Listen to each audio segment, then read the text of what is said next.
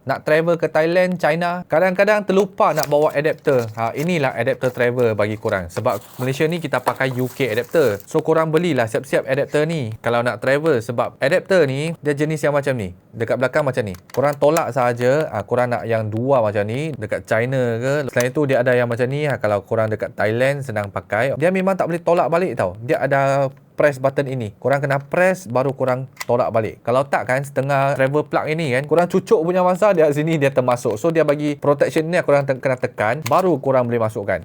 So yang ketiga pula UK lah. UK macam Malaysia kita senang nak pakai. So adapter ni kan bukan begitu saja. Actually adapter ni korang boleh charge laptop, pakai satu adapter lagi dekat sini. Lepas tu korang boleh siap charge korang punya phone directly dekat type C sini.